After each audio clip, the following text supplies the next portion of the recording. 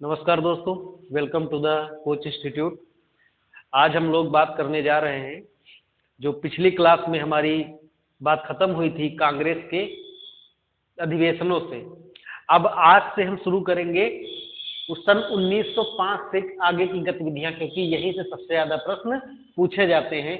और बीच में 1892 का जो अधिनियम आया उसके बारे में क्या था, वो सब चैप्टर हम बाद में पढ़ेंगे। इस सिलसिलेवार पूरे के पूरे सारे के सारे अधिनियम पढ़ डालेंगे। चलिए आइए देखते हैं। स्वदेशी आंदोलन ये कब शुरू हुआ? सन 1905 में।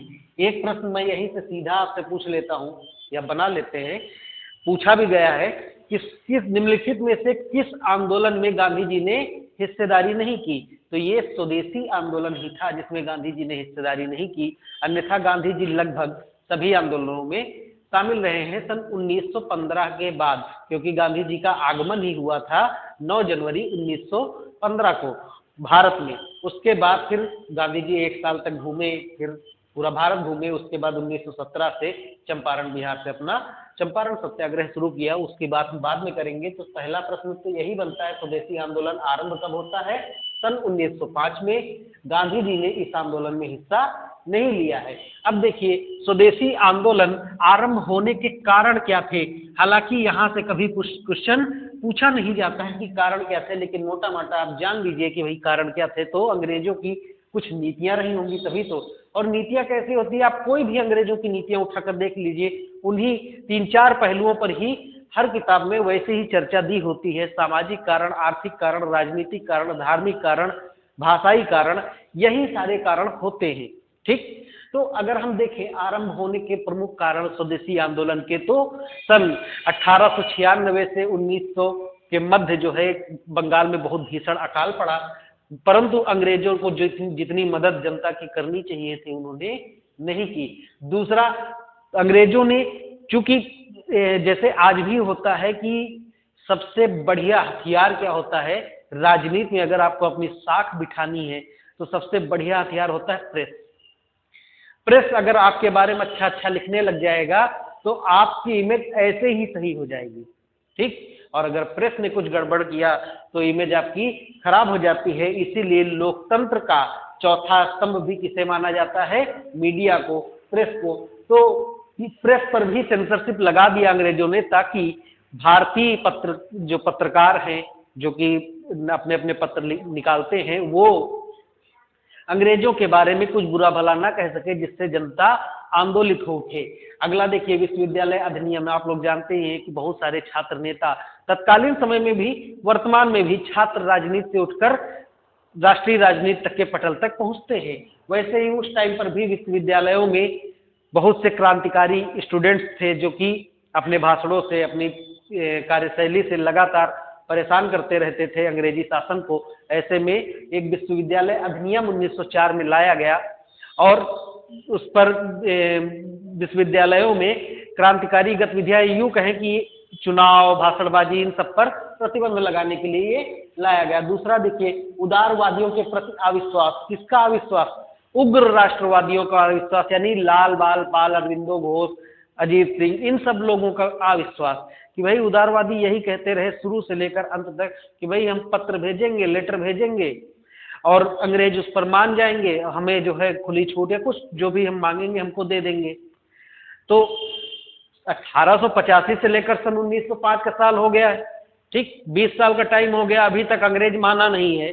तो भाई कहीं ना कहीं उग्र राष्ट्रवादियों ने कहा अंग्रेज ऐसे मानेंगे नहीं, जब तक हम कोई कांड न करें, जब तक हम कोई आंदोलन न करें, तब तक अंग्रेज मानेंगे नहीं। तो उदारवादियों के प्रति उग्र राष्ट्रवादी, यानी कि जो स्वदेशी आंदोलन के प्रमुख नेता थे, उन नेताओं का, जो कि उदारवादी नेता हैं, जैसे गोखले हैं, आपके सुरेंद्रनाथ बनर्जी हैं, फिरोज शाह मेहता हैं, दादा भाई नौरोजी हैं, केटी तैलंग हैं, ऐसे सैकड़ों नाम हैं। तो इन लोगों के प्रति अविश्वास उग्र राष्ट्रवादियों का था। दूसरा, तत्कालीन वायसराय लॉर्ड कर्जन ने इसी आंदोलन के दौरान आग में घी डालने का काम किया, बंगाल का विभाजन करके।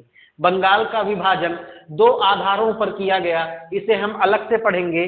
एक भाषा और दूसरा धर्म के आधार पर पूर्वी बंगाल और पश्चिमी बंगाल में इसे विभाजित कर दिया गया। इसकी 3 तारीखें आप लोग नोट कर लेंगे, ये 3 की तीनों डेट, स्पेशल डेट सीधे सीधे पूछी जाती है। एक 20 जुलाई 1905 को तत्कालीन वायसराय लॉर्ड कर्जन ने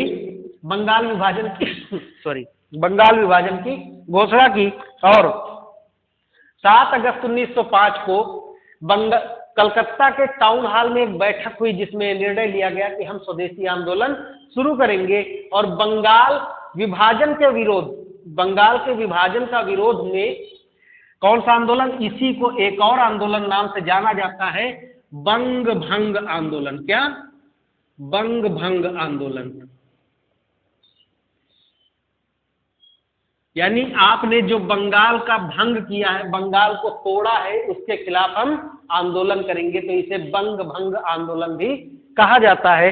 तो 20 जुलाई को लॉर्ड कर्जन ने घोषणा की, 7 अगस्त को कलकत्ता के टाउन हॉल में बैठक होती है और जिसमें निर्णय लिया जाता है बंग भंग आंदोलन चलाएंगे और 16 अक्टूबर 1905 को लॉर्ड कर्जन का यह निर्णय प्रभावी हो जाता है और बंगाल 2 भागों में टूट जाता है। एक होता है पूर्वी बंगाल जिसमें वर्तमान का बांग्लादेश और असम शामिल होता है, एक होता है पश्चिमी बंगाल जिसमें वर्तमान का पश्चिम बंगाल और बिहार, उड़ीसा, ये 3 प्रांत शामिल होते हैं। इसकी विस्तृत चर्चा हम इसी के बाद करेंगे। चलिए आइए देख लेते हैं बंगाल विभाजन कह रहे हैं, स्वदेशी आंदोलन से संबंधित प्रमुख नेता। क्योंकि कभी कभी क्या होता है, क्वेश्चन सीधा कान न पकड़ के उल्टा कान पकड़ता है। ठीक, जैसे एक सीधा प्रश्न क्या था, निम्नलिखित में से गांधी जी किस आंदोलन के हिस्सेदार नहीं रहे हैं। अब उल्टा कान कैसे पकड़ेगा, निम्नलिखित में से कौन कौन से नेता स्वदेशी आंदोलन में शामिल रहे। हालांकि बहुत ज्यादा जानकारी की आवश्यकता नहीं, फिर भी अगर आप मोटा माटी बिठा ले दिमाग में कि लाल बाल पाल तो आप लोग जानते ही हैं, तो लाला लाजपत राय जी पंजाब के हैं, ठीक, बाल गंगाधर तिलक जी महाराष्ट्र के हैं, बिपिन चंद्र पाल जी बंगाल के हैं। तो ये 3 प्रांत तो आपके कवर हो गए। 1-2 नाम इन्हीं के साथ और जोड़ लीजिए, जैसे लाला लाजपत राय जी के साथ अजीत सिंह का नाम जोड़ लीजिए। अजीत सिंह कैसे याद रखेंगे, ये भगत सिंह के चाचा हैं। अब आपको याद रहेगा, इन्होंने एक संस्था बनाई थी अंजुमन मुहिब्बान वतन, आपको जानने की आवश्यकता नहीं है। आइए, बाल गंगाधर तिलक जी स्वदेशी आंदोलन स्टार्ट किए, महाराष्ट्र में उन्हीं के साथ थे।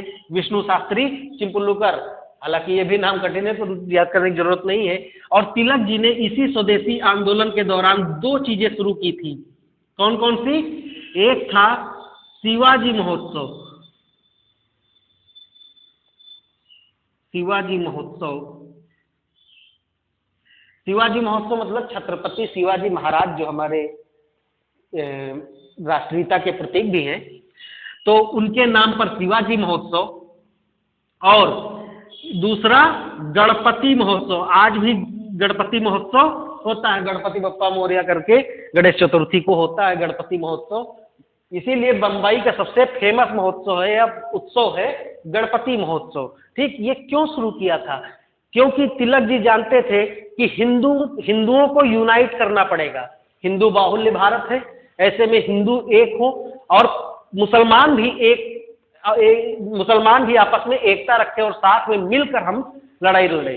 ठीक, तो खैर ये चीजें हो रही हैं, हम देखेंगे इसके अन्य रिपरकशन क्या हुए, तो क्या दिक्कत आ गई कि हिंदू मुसलमान के बीच विभेद हो गया। देखेंगे लॉर्ड कर्जन की नीतियां भी इसी का परिणाम थी। आइए, फिर पंजाब में लाला जी और अजीत सिंह, दिल्ली में सैयद हैदर रजा, ये भी नाम पूछा गया है अलग से। ठीक, मद्रास में चिदम्बरम पिल्लई जी। ठीक, अब आते हैं, अच्छा बंगाल रह गया हमारा। बंगाल में अरविंदो घोष, बिपिन चंद्र पाल, अश्विनी कुमार दत्त, इन्हीं के प्रयासों से आगे शुरू होता है। इधर देखिए, ध्यान दीजिए परिणाम में कि स्वदेश बांधो समिति की स्थापना किसने किया था? अश्विनी कुमार दत्त जी ने किया था। ठीक, वही स्वदेशी संगम का गठन किसने किया था? वीओ चिदम्बरम पिल्लई, यही भाई साहब है वीओ चिदम्बरम पिल्लई, इन्होंने स्वदेशी संगम का गठन किया था मद्रास में। आइए अब देखते हैं कांग्रेस की क्या स्थिति थी? कांग्रेस उस टाइम पर उहापोह की स्थिति में थी, ठीक, जहां उदारवादी नेता ये कह रहे थे, उदारवादी नेता में तुरंत नाम दिमाग में आ जाने चाहिए, सुरेंद्रनाथ बनर्जी, फिरोज शाह मेहता, केटी तेलंग, दादा भाई नौरोजी, गोपाल कृष्ण गोखले, ऐसे नाम तुरंत दिमाग में आ जाने चाहिए, ठीक। जहां पर उदारवादी नेता ये कह रहे थे कि अभी आंदोलन का उचित समय नहीं आया है, अभी हमें भारत की जनता को और राजनीतिक रूप से शिक्षित करना होगा।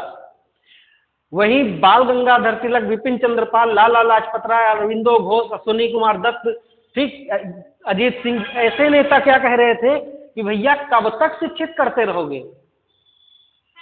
भाई 20 साल पहले कांग्रेस की स्थापना हुई है, अभी तक 20 साल में आप शिक्षित नहीं कर पाए हैं राजनीतिक रूप से लोगों को, और कब तक शिक्षित करोगे? जनता तैयार है, बस आपको केवल मंच पर आकर भाषण देना है, जनता ईंट से ईंट बजा देगी अंग्रेजों की। लेकिन भाई साहब लोग अपने ही मुगालते हैं, क्योंकि अक्सर यही होता है, जो लोग, जिन लोगों के पास संसाधन अच्छे होते हैं ना, उनको यही लगता रहता है कि अभी ठीक है, चल रहा है, चलने दो, ठीक है, चल रहा है, चलने दो। बिहारी व्यक्ति हर जगह सक्सेस क्यों पाता है?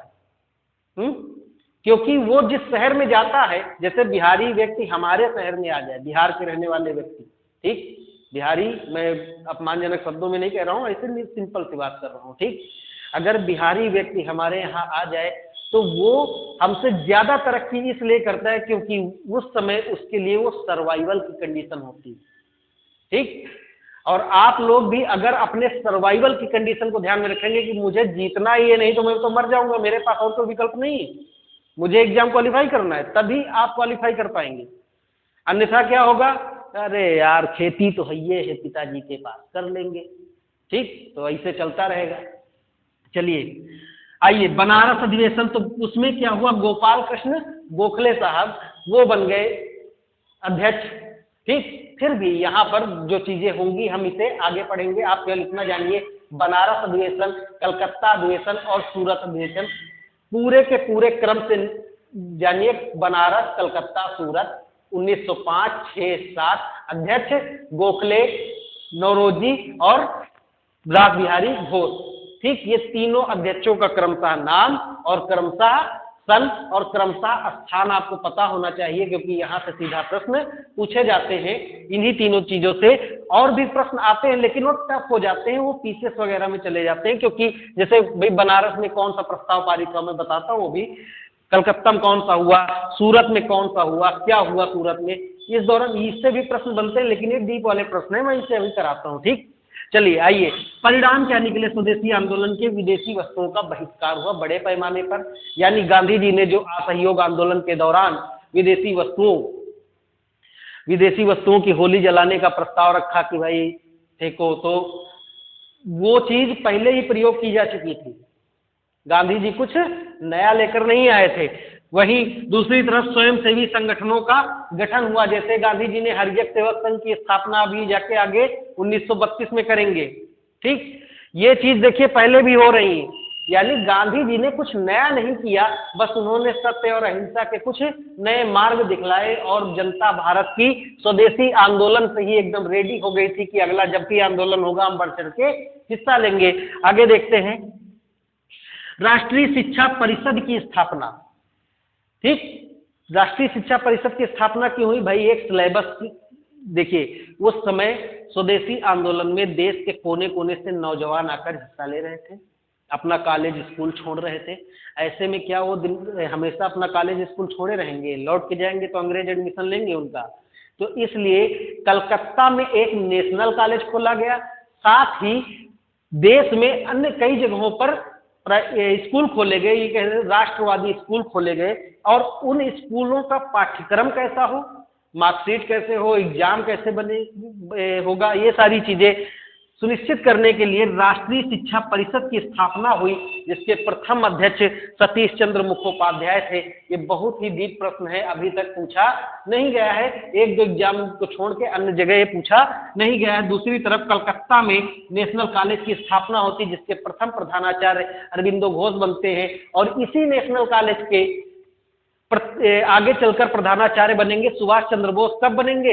असहयोग आंदोलन के दौरान इसी नेशनल कॉलेज के प्रधानाचार्य सुभाष चंद्र बोस जी बनेंगे। आगे आइए, और जो मुख्य घटना हुई वो क्या हुआ, क्रांतिकारी राष्ट्रवाद का प्रथम चरण शुरू हो गया।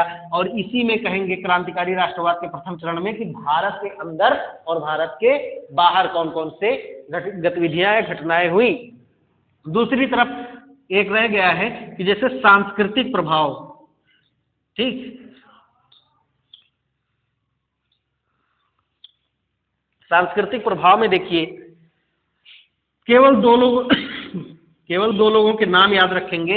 एक भारत माता का चित्र, बड़ा इंपॉर्टेंट है ये, भारत माता का चित्र ये बनाया था अवनींद्रनाथ टैगोर ने। किसने, ध्यान दीजिएगा, लिख लीजिएगा, अवनींद्रनाथ टैगोर, ठीक, अवनींद्रनाथ टैगोर, ठीक। वहीं दूसरी तरफ मद्रास में एक गीत लिखा गया, जैसे कि राष्ट्रगीत होता है, राष्ट्रगान है अपना, उसी टाइप का एक गीत लिखा गया जिसे कहते हैं स्वदेश गीतम, गीतम नहीं गीतम, और इसकी रचना की थी सुब्रमण्यम भारती जी, सुब्रमण्यम भारती। ये दो सांस्कृतिक पक्षों से भी प्रश्न बनते हैं। सांस्कृतिक प्रभाव में भारत माता का चित्र बनाया था अवनींद्रनाथ टैगोर ने। इन्होंने एक और संस्था की स्थापना की थी कि ओरिएंटल आर्ट करके एक संस्था है, उसकी स्थापना की थी, जिसके प्रथम छात्रवृत्ति प्राप्तकर्ता नंदलाल बोस थे। तो वहां से इतना अंदर जाके प्रश्न नहीं पूछेगा आप लोगों में, बस इतना जान लीजिए भारत माता का ये ऐसा चित्र नहीं था कि भारत माता खड़ी, भारत माता को बेड़ियों में जकड़ा हुआ दिखाया गया ताकि लोगों के अंदर उस फोटो को दिखा के उत्साह भरा जा सके, ठीक। बस हमारा ये वाला पोर्शन समाप्त होता है। एक बार आप लोग स्क्रीनशॉट लेना चाहें तो ले सकते हैं, बस खत्म करते हैं। हम लोग बात करेंगे स्पेशल अलग से बंगाल विभाजन की, और कांग्रेस ने उस समय कांग्रेस में क्या उठक पटक चल रही थी उसकी बात करते हैं। चलिए आइए, तो हमने पहले ही बात कर ली कि 3 तारीखें आपको एकदम रट्टा मार लेनी है। 20 जुलाई 1905 को बंगाल विभाजन की घोषणा होती है। कौन करता है, लॉर्ड कर्जन करता है। क्यों करता है, ताकि हिंदू और मुसलमानों में फूट डाली जा सके। दूसरी बात, कब, 7 अगस्त 1905 को, 20 जुलाई घोषणा, 7 अगस्त को टाउन हॉल में, कलकत्ता के टाउन हॉल में बैठक होती है और एक निर्णय लिया जाता है कि हम बंगाल विभाजन का विरोध करेंगे। और जिस दिन बंगाल विभाजन लागू होगा पूरे बंगाल में कोई भी दुकान नहीं खुलेगी, मतलब टोटली हड़ताल। इसके साथ ही साथ हिंदू और मुसलमान अपनी एकता को प्रदर्शित करने के लिए एक दूसरे की कलाई पर राखी बांधेंगे। ये पूरा प्रोग्राम सेट हुआ। विदेशी कपड़ों की होली जलाई जाएगी, यात्राएं निकाली जाएंगी, ये सारा प्रोग्राम तय हुआ। चलिए आगे आते हैं। 16 अक्टूबर 1905 को बंगाल विभाजन लागू हो गया और लोग सड़कों पर अमार सोनार बांग्ला गाते हुए निकले। अब बताइए अमार सोनार बांग्ला किसने लिखा है, ठीक, ये एक अलग से प्रश्न है। अमार सोनार बांग्ला किसने लिखा है, रविन्द्रनाथ टैगोर जी ने लिखा है, जो कि सन 1971 में बांग्लादेश की आजादी के पश्चात उसने अपना राष्ट्रगान भी इसे ही बनाया, अमार सोनार बांग्ला। तो बांग्लादेश का राष्ट्रगान कौन है, अमार सोनार बांग्ला है। इसी तरह अब आप दो कुछ यहाँ से एक प्रश्न और बन सकता है कि वह कौन से व्यक्ति हैं जिन्होंने 2 देशों के राष्ट्रगान लिखे हैं, नेशनल एंथम को लिखा है। तो कौन है, रविन्द्रनाथ टैगोर जी। भारत का जनगण मन भी उन्हीं के द्वारा लिखा गया और बांग्लादेश का राष्ट्रगान नेशनल एंथम अमार सोनार बांग्ला भी उन्होंने ही लिखा है। खैर आगे बढ़ते हैं। तो ये 3 तारीखें आपको रटी होनी चाहिए। उसके बाद देखिए लॉर्ड कर्जन ने 2 भागों में बंगाल को बांटा, एक पूर्वी बंगाल और एक पश्चिम बंगाल। इसको समझने के लिए आप जान लीजिए कि आज का जो पश्चिम बंगाल है और पूर्वी बंगाल क्या था, जैसे कि बांग्लादेश आज का, ठीक। इसीलिए मैंने यहाँ बांग्लादेश लिख दिया है कि आज का जो बांग्लादेश था और असम का इलाका थोड़ा सा जो था वो पूर्वी बंगाल और पश्चिम बंगाल में बिहार, उड़ीसा और जो आज का पश्चिम बंगाल है, ये इतना रीजन आता था। इसी के साथ ही पश्चिम बंगाल की राजधानी बनाई गई कलकत्ता और पूर्वी बंगाल की ढाका।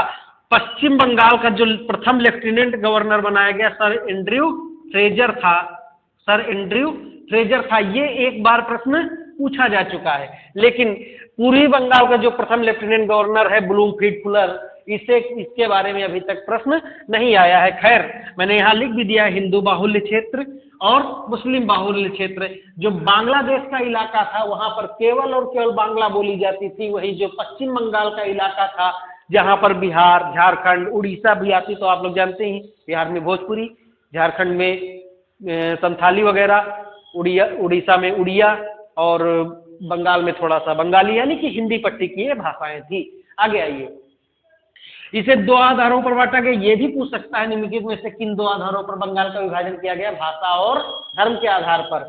तो समझ गए होंगे, हिंदू बाहुल्य, हिंदी पट्टी की भाषा लगभग, और मुस्लिम बाहुल्य और बंगाली पट्टी की भाषा। आगे आइए, बंगाल विभाजन का रद्द होना यहीं पर कर लेते हैं हम, क्यों बाद में पढ़े उल्टा। ठीक देखिए, सन 1911 में लॉर्ड हार्डिंग ने दिल्ली में एक दरबार लगवाया।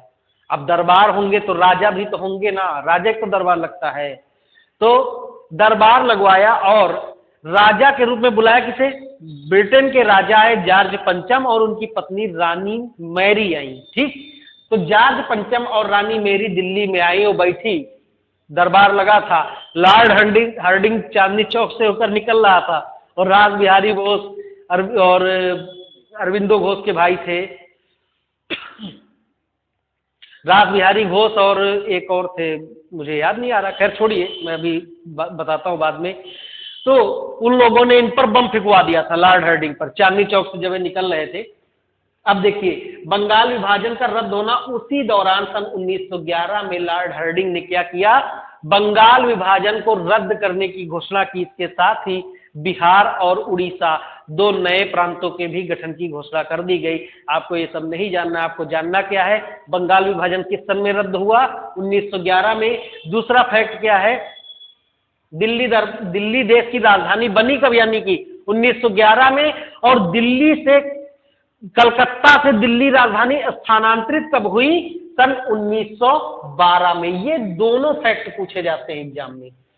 एक तो पूछ लिया जाता है कि दिल्ली देश की राजधानी घोषणा कब हुई, तो 1911, और बनी कब? 1912।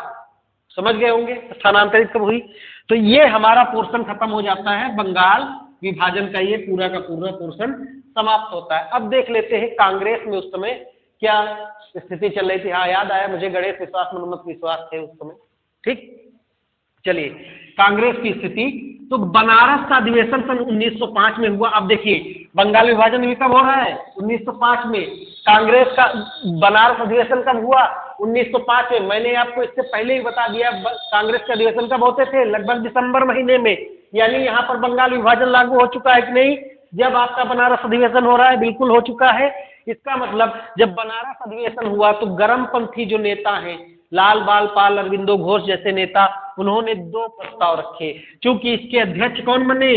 गोपाल कृष्ण गोखले बने, जो कि नरमपंथी हैं। नरमपंथी मतलब उदारवादी हैं। और फिर भी इनके बनने के दौरान, अध्यक्ष बनने के बाद ही उग्र राष्ट्रवादियों ने दो प्रस्ताव पारित करवा लिए, स्वदेशी और बंग भंग, यानी कि स्वदेशी और बंगाल विभाजन के विरोध संबंधी प्रस्ताव। ठीक, ये दो प्रस्ताव पारित करा लिए। यहां से प्रश्न ये डीप जा रहा हूं मैं।